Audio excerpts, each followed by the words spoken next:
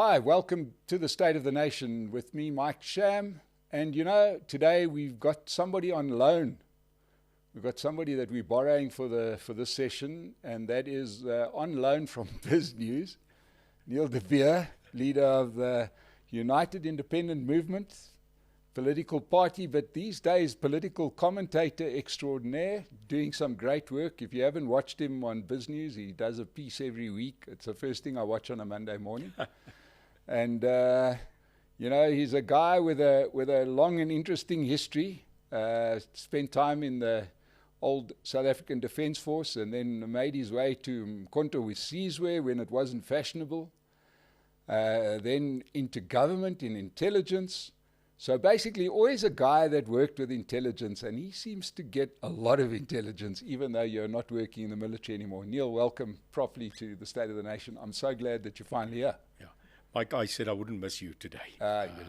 Been following you, and I like media that says as that it is. Yeah, we need more of that. So it's more of a privilege. Thank you very much to be here. Yeah, and then to make matters even better, we catch you on a rare trip to Gotham City here, which is what we're going to rename Johannesburg if we Amen. don't find another suicide bomber to name the city after. Yeah. But yeah, you're up here. You're based in the Cape, aren't you? I am. I'm Cape Townian based. I'm also a councillor there of the city. Right. So got my link on the pulse. But yeah, Cape Town is the place. Yeah. But the heart lies here, hey? The industrial heart, the business heart. You can see.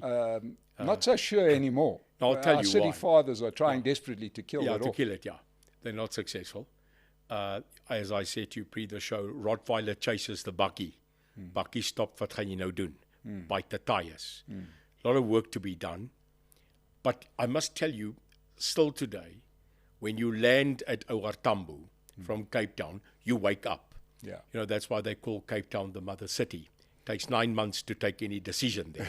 So, yeah, I think the heartbeat is still here, Mike. We just need to go back to basics and get it right for the citizenry. And yeah, you're right. We're failing right now. And certainly Gauteng as a whole has been caught up in the sort of politics of the last year, leading into the election and then post the election. Everybody's playing politics. We were playing politics for the last, you know, in the build-up to the election, and now we're playing politics thereafter. And the metros have suffered, the province has suffered, everything suffered. You know, the voters voted, and they didn't give anybody a clear mandate. So it's going to be interesting to see how Johannesburg or Gauteng retains its place or regains its place as it should. Well, it's been in default since 2021 when we went into the first municipal elections I took part in. And you could see it crumble. And what was amazing was to sit in coalitions, because at that stage I was in a coalition with the Freedom Front, the DA, IFP, ACDP, in Joburg Council. And there was this continual structure of having meetings so that we could relieve the ANC and the other side of management and governance of the city. It's never happened again. It's lost. It was lost again recently. And what happens, Mike, is the citizens suffer. This is a power play. I'll say it clearly. This is power.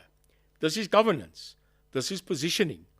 This has nothing to do with the city. This has got nothing to do with the fact that I just told you, driving here from Pretoria, past Diepsloot, past Steyn City, not one traffic light is working.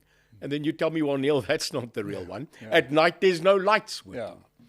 How do you then go back and say that the money, if you look at it as a business, Mike, it's actually investment capital that we as a ratepayer are putting into an entity.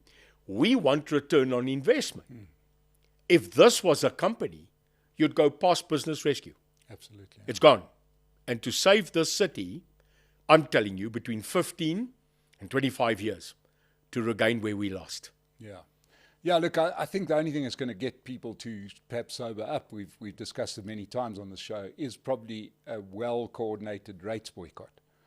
because, you know, as you mentioned, nobody is mentioning the client, who are the people that live Sure. there, that pay the rates. The funder. And in actual fact, we're having a touch of it now with the changes that have happened in Tswane, and we'll talk about that in a minute, where the argument is about people who aren't paying rates and not about people who are paying rates. And it's crazy to me that that is allowed. And I've got to say, as a ratepayer, we're allowing it. You know, but it's very hard under the South African law to coordinate things like those kind of rate boycotts. But we've got plans. Don't you worry. But Neil, I want to go back, because obviously UIM, you contested in 2021, and then you were part of the Multiparty Charter. Yeah. Right, the grouping that got together, it was last year, to form some kind of grouping that was going to hopefully challenge the ANC for leadership of the country as a group, right? And it didn't work. It failed quite badly, and then fell apart almost immediately because the DA was already in discussion with the ANC. Take me back to the Multiparty Charter. Do you think that it was an idea, now with hindsight, it was an idea that had merit, or it had no merit? I think as usual, initial ideology was the right one. But I think we were too early. I think we were not in the doldrums too much. But here's the fact. There was no one, in my opinion, that stood out that went for the ANC's jugular. It is clear with all the videos, it is clear on evidence that every presentation at the Multiparty Charter, when I spoke, they even told me at one stage they can't get me a script anymore because I just don't follow it. If you want to defeat an enemy, if you want to calculatedly wipe out the opposition, you don't negotiate. You take them on, you take your kidlats off, and you rumble them. You put them on their knees, and then, if necessary, we negotiate. The Multi-Party Charter never came to the point where we put the ANC out of governance. We just didn't have it. We didn't have the momentum. We had the improbability inside of the disparities between parties, which absolutely halted a lot of our progress, the inner fighting between each other, the differences of opinion. But there was one thing. There was a collective. John Steenhuisen, myself, Dr. Groenewald, Schlabisa, ICDP, Kenneth Meshwe, the people that were around the table. There was, though, consensus on a lot of stuff, which was amazing. But the intent was good. The implementation failed. And when we saw, remember, Mike, the African National Congress did not go into this election to govern. They went into this election to survive. That's a different mentality. So they had to start talking about survival. At that stage, no one knew the impact of MK. Not even the ANC, dare I say, not even MK knew the bloody impact that they would have. They got it by surprise. Yeah. But when it came to it, I think the demands from the Red Devils, Frikkie Malema, and the rest of the people in the cohorts, their demands were too dark, their demands were too RET, and I think they chose the DA and the current GNU partners because, in my opinion, they were better clay that they could handle and form on their own. Oh, because, boy, have they handled that clay. They have been at it like a man with 10 hands. Yeah. But let's go back to, once again, because we're going to get there in a second, and that is that the Multi-Party Charter is formed. It always looked like people, like someone's heart wasn't in it. It sort of showed from everything that I saw. And almost immediately after the results are announced, there mystically seems to be a deal that was done. It was obviously negotiated well in advance, so quick, yeah. But the DA goes out there, says, look, I want to save South Africa from this doomsday coalition. That's why but immediately it's the death of the Multi-Party Charter, isn't it? It's gone. Yeah. I mean, you know, I resigned from it. Yeah. Not because I had a differentiation of certain ideologies. I gave my word, Mike. Isn't that weird? we are talking and reminiscing about something called your word is your bloody honor. Yeah.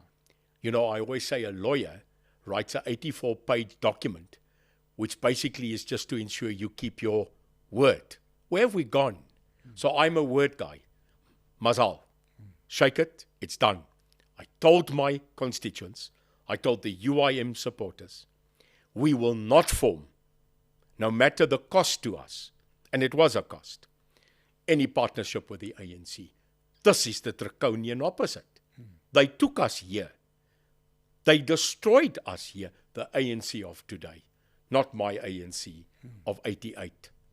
And I left. We walked out. We suffered consequence at the election. We paid the price of being in that MPC. But we left. We now look at it and say, what if the people in the GNU are all currently deciding that the GNU is it, and that thing starts to sink? Mike, what happens to the people that are now floating in the abyss? They can't go back to our position. They can't go back really with their chin up high. So what's the alternative? So I took a decision that I will now go stand outside the peripheral. I will not be silenced. I will not sit in a cabinet meeting with a president where you must be silent. I will attack them as per norm. Now I'm just a commentator. Yeah. No one's going to DC or discipline me. Yeah. I am it. Yeah. And I fight for the people, Mike. Yeah. Now, as a commentator, do you think that, what do you make of the decision of the DA to go into the coalition with the ANC? I'm clear on that. Yes. They had no choice. So we buy it. No problem. The Oros is on the table. The ice and the mixture of water. It's perfect.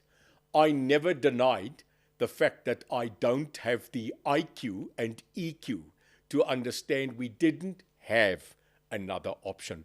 Rather them, I say it, than the other side. But that's common sense, Mike, which seems not to prevail always in politics. So I'm with it. What I am not supporting is the now apparent silence of the GNU partners who differ hugely in manifesto, in profile statements and portfolios. And they're not saying anything. And the first litmus test was the Bella Bill. We failed. NHI is next. Land without compensation, the physical taking of it, it's next. And what will the then GNU say? Well, they've not said much now. And that's my critique. Yeah. It seems the only person, and I say this with respect, is Helen. It seems Helen is the only one, barring from the capability of John to go in and put on table, because that is what I know him as. He can sit and negotiate. I have physically seen that. But he has to play that role. I know he does. He has to be the peacemaker. He has to be the person that brings everything back again. So he's good cop. He is good cop. But the provocateur is Helen. And let me tell you, doomed is the day, like her or not, that she starts to disappear, because she is the wrecking ball. And it keeps them on their toes, Mike. Who does it keep on their toes? Well, I'll tell you, Fikile and Balula and the ANC and the people dread her. They can say what they want. As daai tannie aankom met haar karretjie, they know here is going to be a systematic moor session. So they know it. Yeah, but they know it, but she never really prevails. They never win anything. No. They've been systematically dismantled in every bit of this coalition. So from the number of ministers to everywhere. Yeah. They've sucked on the hind tit. Yeah. That's a fact. So they will threaten to leave. They won't leave. Well, they can't leave, because currently this is hanging on the stability of this country, economically, financially, and future. So the absolute fight of the GNU is now coming to another problem that has surfaced. And that is that I'm doing a Sunday show on another platform, that I am unpacking now the problem that we've got between a cabinet minister and the leader of a party. Yeah. Can they? Well, I was pretty clear on that, and I don't think they can. Yes. No, they can't. And I'll tell you, it's not because of, I think, purpose. When you serve in a cabinet at the behest of a president, this is a different ballgame. Unless you've not sat in those meetings, unless you have not had direct info from those meetings, this is a school teacher, this is a principal meeting. Jy kom in die principal sit en die onderwyser hou sy back. You just keep quiet. It's like saying before you get appointed at a school to the teachers and the parents, I'm going to come make a change. Yeah. I will do this. You walk in and the principal says, sit. It's a different way. Yeah. I'm telling you. So the DA as a policy, the Freedom Front as a policy, etc. I don't see those policies now being mustered or being put to the test. Because there appears to be absolutely no new ideas, plans, etc. It's the old ANC playbook being implemented. And it sounds to me like the DA's plan is to do, but just do it better. That seems to be the only thing that they're bringing to the party, is perhaps a bit more competency. We'll just make this concentration camp run a little bit more slickly than what it used to run. But it remains a concentration camp. It remains a concentration camp. Vakila said that. Yeah. Vakila, ek doen verskriklik niks. Yeah. Vakila said it. He didn't object. He said we will follow ANC policy. No one rebuked him. Yeah. No one said, There was a small rumble. So let's be honest. Let's be straight with each other, Mike. It's an ANC show. It's propped up by others that had no choice to save a country. And that's the mustering they need to do until 2029. Yeah. Now, But sorry, can I add what you said? The caveat was, make no mistake, Pieter Groenewald, Doc, is having success at correctional services because of who he is. He's a straightforward guy. Dean McPherson is dynamic. I'm telling you that. I can see it. Leon Schreiber, he's doing well. John is clawing at it, and that will still remain the Ulster judgment of why agree. I have my theories. But he's not standing back. He's doing his thing. But the same Umchunu of police is doing something. So you get these ministries that are currently, as a ministry, doing well, but not promoting the policy of their party they belong to. Yeah, now I wanted to go back and interrogate one of the things you said when you say that they had to do it and that it's the alternative. Let's interrogate the alternative, because I'm not 100% sure it's as terrifying as it sounds. It's a nationalistic, socialistic, communistic, orientated governance. Yeah, which is exactly what we've lived through for the last 30 years. So what I'm saying is... No. 90 years. Yeah. As if the bloody National Party wasn't nationalistic, socialistic, and undemocratic. So what I'm saying is that this whole idea of the doomsday coalition... Yeah, we've had it. We've had it. So the coalition comes in. Let's just say this thing falls apart tomorrow, right? What happens to South Africa? Sure. Do you know what I mean? What happens? Listen, the IMF will be here in about 6.5 seconds to say, excuse me, just behave a little bit differently. Yeah. So I'm kind of like clawing with this idea of saying we're saving South Africa, where I don't see this as a saving of South Africa. Do you understand what I mean? I'm saying I don't see what they've saved us from, because what could Deputy President Malema have done? What could he have done? You said a word now 4 times in 2 minutes, which people don't get. You said Africa. Africa. Yeah. Do you realize we are in Africa? We've got this, I think, very, very demakar kind of ideology confused. We're not Europe, Mike. We're Africa. We have a standard set and aptitude of a Western civilization that was enforced at one stage to bring a Western culture, a Western ideology, a Western modernization attitude to an African continent. And argue like you want to, we were much more progressive in modernization than Mozambique or Zim or Angola. It's just because we had that modernization aptitude of the then Western philosophy. But Africa was going like Africa goes. The African National Congress's ideology was that the people must govern, but we still had the Communistic Party as a tripartite partner. We still have COSATU as a labor movement. And may I say that globally the SACP and trade unions have become irrelevant. They are no longer a modern partner that you should have because they actually stifle the economy. Yet the ANC does not drop them. They're still in cahoots. But what would the government look like if Julius took over? What would it look like if Zuma took over? It's no different. Yeah. I'm sorry. We lived under Zuma. Sure. We know what it would We look lived like. under the ANC regime 30 years. Yeah. They governed as close to as what they could on a national front. They wanted to also do certain moves. Yeah. Nationalization of Reserve Bank, land a stig a SOE per day. Yeah. You and I need to look back and go, I must tell you I don't agree with that. But then I'm a vehement capitalist. I'm a Democrat in that sense. But I also told you I'm a conservative in value. So what do I see? I didn't see a major change. We would have just had what we had previously, but just another guy on a poster. Exactly. You know, so what I'm saying is I don't see the point of being in a coalition where you compromise everything. You say nothing. You say nothing about a compromised justice minister. You say nothing about the Bella Bill. You say nothing about being shafted in the provinces, etc. To save South Africa from what? I don't see the alternative as having been a whole lot worse than this. Well, the question is, what is your appetite? You will always speak about we can fix this, but there must be political will. That's a strange sentence. Political will. Yeah.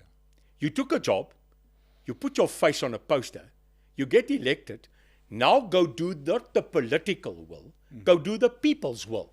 You bloody went there. I had to read a document into council the one day where I said, you know that you're a public servant. It's actually described as that. Why you called that? You're a servant. So we've turned politics into masters. Yeah. Look at the thing that happened today. 360 million rand on overtime for bodyguards of VIPs. Who are you afraid of? This is ridiculous that you spend 4 billion in the police budget on VIP protection and only 4 billion on crime intelligence in their budget. Who's prioritizing what, Mike?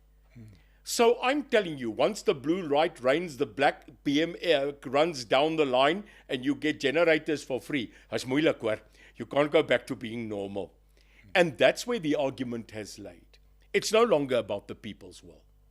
But whatever side this country goes, be it a democratic, capitalistic kind of entity, or be it a social being, it is still South Africa. And unfortunately, it's the poster caption. It's the propaganda. You know, someone said to me one day, for you to have the master of a nationalistic entity, you must first find an enemy. Once you have the enemy, you have an objective. The DA's enemy, the Freedom Front's enemy, all those people's enemy during the election was, no doubt, rescue South Africa from whom? Take the DA and their onslaught on the Doomsday Coalition. What a great banner. And the people bought it because they see it every day, and that is the mantra. So that was put there. What is the RET faction? What's their mantra? Well, it's nationalize. It's take it back. The people must own it. But then you ask someone that is in that faction, so you're going to nationalize land and you're going to have government take back the land. And then just, Mike, where are we, hey? Yeah. This is La La Land. Yeah. And we drink it. Yeah. But all I'm saying is that the only thing that's going to get us past this is the fever has to break. Yes. You have to get a critical mass Yes. of people that understand that this is bullshit, right? And I'm saying I'm using one thing as a important marker. We now have the country hemorrhaging professionals, but the interesting thing about the hemorrhaging of professionals is not only white professionals, That's all. right? But what countries are they going to? Yes. So they're not going to Venezuela. But yet their parents are telling voters that they should vote South Africa into being Venezuela, while their children are going to live in Europe. In London. Yeah. So, it's at odds with the way the world works, and we know that. But it will eventually revert to the mean. I'm saying that people, sometimes you have to go down to the bottom of the barrel before you understand where the floor is, right? Yeah. And I'm saying that in South Africa, and I don't know if the DA is doing us a favor by keeping us this far from the bottom of the barrel. Let's go to the bottom. Let's see what it feels like. Yeah. Let everybody see what it feels like, and then perhaps we'll make some common sense decisions. That takes balls. Yeah. That takes guts.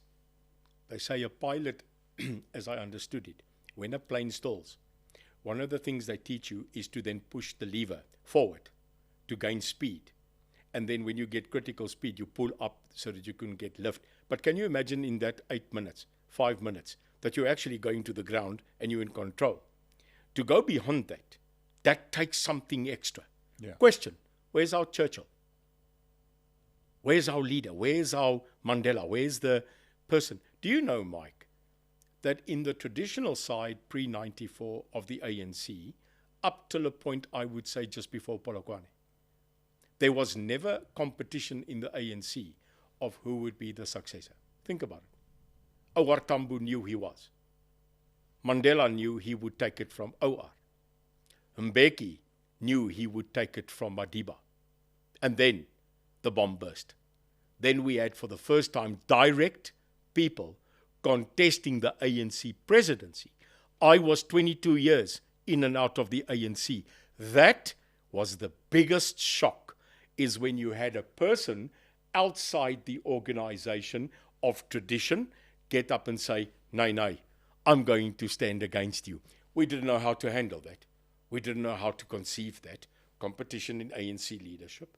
Never. You were elected by the branches. Now you had power play. And then came that evil thing, money. Now you could buy a presidency. It wasn't about the branches or the people anymore. That changes the face of the oldest liberation movement in this world. So where are we sitting today politically? We are sitting with a GNU. They're not yet a year. I think they are now on 157 days. As I like what you say, the fever is not broken. The fever is still ample. It's there, and they're trying to wet duck it to stay calm. But I'll tell you something. You said it, and you said it clear. The people don't realize they have the power. They have it. And for 80, 90 years when we had one party, I'm telling you, we didn't have a democracy. We had a one-party state. We had a fallible, boutique-dressed democracy. ANC governed at one stage more than 60%, if you can recall. So that's where we're saying we must never ever have that again, where we have one soluble party being a quasi-dictatorship. We are in new territory. We are in brand new territory of coalition, smaller party nagging. We are sitting where you said it, and I agree. No one got the majority. What now? They got 40, Mike. 40% the ANC, yet they govern 60% of the country's management. How did that work out? Yeah, it's madness. It's absolute. It's crazy. But so, looking at what we've got now, we're busy trying an experiment of yes this coalition. There's a few ministers out there. It might spur some of the ministers. You mentioned some of even the ANC ministers are being sort of pricked a little bit to do a better job. Yeah. And people are liking it. The rand is a little bit stronger, and the petrol price comes down as a result, and we feel a little bit better. Do you think this is an experiment worth doing? You know, it's a bit like just that person's getting his foot off your throat feels quite nice. Because do you think this is an experiment worth doing? It's going to come down to staying power. Do you know how the ANC beat you? They drown you. They drown you with committees. They drown you with meetings. They've got so many a day, it will make hospice look weird on a daily basis of survival. And hospice does a bloody good job. So you sit with people who are trying to say everybody's ill, we need to get you into a place so that we can just take care of you. They know there are people in this that want to take care of the country. You and I do. We have nothing but to save our country. They drown you with bureaucracy. That's what the ANC does. They did that in the first GNU, where the National Party was part of it, where the IFP was part of it. What happened, Mike? Well, it disintegrated. Yeah. It was founded in 94 and it collapsed in 96. What happened to the National Party? Anybody remember? They shut. Yeah, they did, yeah. Kortbroek, the new National Party, and then it didn't. And where did he go? Yeah, to the ANC. Yeah. Yes, sir. So don't forget that the National Party folded into the ANC. This is a warning sign. So when you look at the GNU and you look at the PA and you look at the UDM, which are the obvious suspects, but if you look at the three, I'm telling you there's three core partners outside the ANC. It's the Freedom Front Plus, it's the IFP, and the DA. Those were the establishers of this. These were the people that put it together. You'll always see they are relevant, and they always refer to each other. So that is the point. Break those three. We don't have a GNU left. So can they keep the muster? Can they continually get up and say, no, no? Will their no stay consequent? Or will they, after 3 to 4 years of GNU, they just go with the river flow? My hope and your hope should be that they maintain that battle of being an internal opposition. But I'm sorry to tell you, we are not here to lie. This is blatant. It's not doing well for the experiment. Yeah. We're still yet to hear one no. Well, we hear no, but we don't hear consequence of the acceptance of the no. Yeah. So that doesn't help you. That is like sitting in a swimming pool. You are absolutely drowning, and every time you pick up your hand, the lifesaver says, I'm on my way. Jy gaan verdrink. So we've got to get to a realistic proportion. The chappie we are chewing, when they put it in their mouth, it was absolutely sweet, and the chastise of Perry was great. Hy raak nou afgesaag. The flavor's going out, so it's just a chewable thing. But what was the good thing about a chappie, Mike? It was the did you know inside. Yeah. So will they lose the flavor, and will they come up with a sporadic did you know kind of stuff? Yeah. And it's not being transferred from GNU to GPU to GLU. It's failing at GLU. Yeah. And I suppose it worked at in KwaZulu-Natal because they had a common enemy in the MK. It hasn't worked in Gauteng at all. Yeah. So, in your opinion, do you see this GNU making, how far do you see it going? There's a couple of real markers out there. December the 18th, 2027. Okay. All right. We know what that date is. Right. And now the people are surfacing, Mike. The contenders. And you can see them come. You can actually see the factions coming up. It's my opinion that Cyril is trying to muster someone to take over the succession so that there is no failure of the GNU. But then he's got his opposing factions now sticking up their head. One of them is the obvious next, but I don't think he's going to make it. And the other one is in denial. That would be the deputy That will president. be Paul Bashatile. Right. But I see rumblings. Why? Tell me about the rumblings. Well, John Steenhuisen said it 3 weeks before the elections on the Union Building steps. Here are the dockets against the vice president. Where are they now? Where are the dockets? Well, I don't know. It was on the news. So can you imagine now he's your vice president? No, man. Jy praat mos nou louter, jammer, here comes a beep moment. Can I do it? Yeah. Jy praat mos nou kak, man. Yeah. Nonsense. How can you tomorrow say to the person that he's now untouchable, but Tuesday you said this man is a criminal. This man has dockets. This man must go to jail. And then 2 months later you go, the bigger picture. No. He must go to jail if he's guilty. This is the failure. This is the failure of management consequence in this country. You can do what you want, but you don't go to jail. So we have to change that. But you can see Mr. Lusufi, he's sitting there and he's going like O.J. Simpson. Yeah. That the glove doesn't fit. Jy praat kak, man. Nonsense. You have aspirations. Yeah. So he's building his And by the way, Mike, if he isn't, he's an idiot. Yeah. Because he has now the pull. He's now seen as the local rebel boy within the family. He's struck Joburg. He has struck Tshwane. He's going for Ekurhuleni. And once he's then got Gauteng, he has one in the bag. It's about 5 marbles, not 3. He needs this province. He needs Mpumalanga. He needs Limpopo. He needs maybe Free State, a chunk of the Eastern Cape. And if he can pull KwaZulu-Natal and the MK factions, then he takes it. He's got 5. Yeah. That's about what happens in December 2027. So they're starting to surface. There'll be more. But I think currently those are the main players that I see popping up, only my humble opinion. Yeah. And of course, whoever is brought in to challenge him will look pale by significance. Because if it's somebody like Ramaphosa, he's going to look like a guy who's about process. He's going to look like a worker as opposed to a rebel. And that's not sexy. He's going to be an Mbeki, not a Jay-Z. Yeah, and we know that we don't put those people on our T-shirts. No, you don't.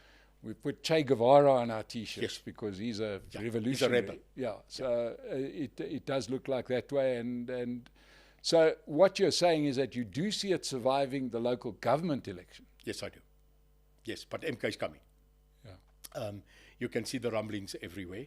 They are biting their hyena teeth to get into this next election.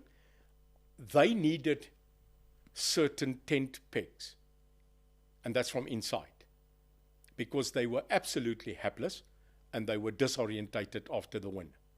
As I told you, I think they didn't know they would get that chunk. Okay. They had to stabilize. They had changes in leadership. There was a lot of rumbling. But then they started to settle. Now, if you have a wild, crazy, unrigged ship, yet the ship is of good quality, change the captain. Get yourself leadership that can stabilize it. I'm telling you, that's what they're doing. So what was the first move? Hlophe. Not because of his competence, not because of his history, but because he is the only one that has knowledge integrately of the law. Just because the man failed the integrity test and got impeached doesn't take his more than 20 years of judgment out of the play. They needed a constitutional legal expert, because what is the main objective of MK? Is to change the law. It is to change the law so that it could be nationalistic and socialistic. So Hlophe was a 10-pin. I saw it coming. The second one, surprising, was to have people that understood the SOE structures. People that understood how the government companies function. And that's why you get the appearance of people like Brian Molefe. Haven't you not seen them? They are now in Parliament. That was their economic 10-pin. And then they needed a structurer. They needed someone that will immediately hit the basics, would build the MK party now from branch to national. And they got one of the best ones, Floyd Shivambu. Floyd built the EFF. He was the structurer. So when they took him, they knew that revolutionary building of a structure, that will be in that man. What was he appointed as? He was the national structurer, the coordinator. So now they've hit a person that covers law. They've got a person that covers business, the integral side of organized state business. And now they've got a structurer that can take the helm. And then they needed 2 other stuff. They needed to align their policies. And this is the dangerous one. They needed a military conclave. That completes the 5 pillars of MK. And that's why I'm telling you, beware. Beware that you write them off. So they're going to go into, from here on out, they're going to look more structured, they're going to look more organized. And the one part of the structure that maybe is under question mark is who's in charge, who's the pilot flying this machine. Yeah. We understand that at the moment it's Jacob Zuma. That's fine. He's a great name to have on your poster. But Father Time is involved there. And, he's not going to get any younger. That's the only guarantee I can make. And then, they're going to be looking for leadership. So currently we started at the cult phase. We had Jay-Z. Then we moved to the next phase, family. It's a family business. And it's still going to grow. Yeah. And thirdly, it will, in their hope, then mutate to a fully fledged operating national party, where they would like to then be like the ANC. That's their fight right now. They want to duplicate the ANC, the structure. Now you can say what you want. There was nothing wrong with the stability, creativity of the ANC structure for 100 years. I always said, there's nothing wrong with the ANC. There's something wrong with their leadership. There's nothing wrong with your country. We just have bad management. So if they get that right, they stabilize it. In the election, the 2026 municipal election, you will be able to see what is the coordinate effect of 2029. If they get a pro-GNU president, then they will have to bite their breath. If they get someone that's pro-them, then I'm sorry, we might not see a president finish their term, and we might see a revolution. A revolution is not necessary. Yeah. This is not going to be a revolution based on blade, gun, and torpedo. This is going to be a capitulation of a lawful structure where they will just walk out and form their new government with the other people. And that will mean the collapse of the GNU. Does it mean the collapse of Parliament? No, it means just the collapse of the GNU, because they will, if necessary, go then and run it on a minority scale. But if they choose then to take in, not the EFF, I think, to be honest, which we should be, I think their days are numbered. I think there's no more attraction or chutzpah. You've just got a person there that sits there and bases himself on insults. There's no political bourgeois in that system. They went from 10 to 9. They're not going to survive another one. That's my opinion. It will all be swallowed up by that one machine, in my opinion. And they've got the money. They've got the money. They've got the contacts. Mike, can you imagine every day going to Lutuli House, sharing a lift, and the person in the lift with you is MK? But he's there in your lift. So what do you do? How do you plan? They're sitting around the table. That's why Fakile said last week, Wednesday, many more will still go. We just don't know who. Watch that space. Where does the money come from? I think it comes from a quarter here and 3/4 overseas. I think the amount of money poured into that was too horrific to be obtained only here. And I think you can only guess. Just go look at the travel plans of Jay-Z. Go look at the mapping. That will answer you. I mean, this is a person that was a principled founder of BRICS. Yeah. So it's there. You and I, we maybe just put it in public by joining the dots, but it's there. And I think that's where they're getting support. That's why there's the big push. I mean, look at Suki. I call him Suki Cyril because we're always looking for him. Yeah. Where's he going? Where's Cyril going? Don't you see a person that's kind of buggered? Yeah. He sits in China. He's got to smile. He's got to ensure that Russia stays in the game. He's got to continue with the BRICS ideology, especially now that Saudi is joining. That's the Middle East conclave. He has to balance that and the pressure of AGOA, the pressure of America, the pressure of the post-Trump or Kamala. He's got to be ready for that. He can't just knock out Europe. It's still one of our biggest trading partners within the West. I don't want to be him. Let me quickly tell you. He's the proverbial story of the baby that had to be split in two, and we needed wisdom. So I don't envy him. I don't think he envies him, and I don't think he wants to be him either. Yeah, Mike, I think and he's it done. Shows. It shows. You can see it in his body language. Yeah. Ek dink hy's klaar. Yeah. I think he's now riding the wave. He just wants to finish. So like you said, the time ticking with Jay-Z. Jay-Z is an icon. I mean, I remember Schlabisa taking over the IFP, but on their prominent marketing and advertising, they still used Buthelezi. They still used his image. They still used his memory. The ANC still goes back to the basics of Madiba when they dig deep. That's always they're going back. So, if Jay-Z passes, don't think it's over. No. That iconic face amongst those that find themselves in that cult will never change. It will just be who's benefiting. Yeah, just ask the Peronists in Argentina that still use dead people from nearly 100 years ago. Sure. Neil, it's been fantastic to get your insights. I hope that we can get you back on soon. Sure. Ladies and gentlemen, I'm sure you enjoyed Neil de Beer as much as I did. Thanks for lending him to us there, Alec. Thank you. And go rent a car from Pace Car Rental. That'll help you negotiate the potholes. Don't tell Pace Car Rental I said that. You can get a discount and drive through the pothole in their car. Just use our code and you'll get a discount. To everybody that enjoyed this, please subscribe. We'll see you again on the State of the Nation. Neil de Beer, thank you so much for joining us. We'll see you again soon. It is a privilege, Mike. And do me a favor. Don't stop. Do what you do. This program has more impact than what you think.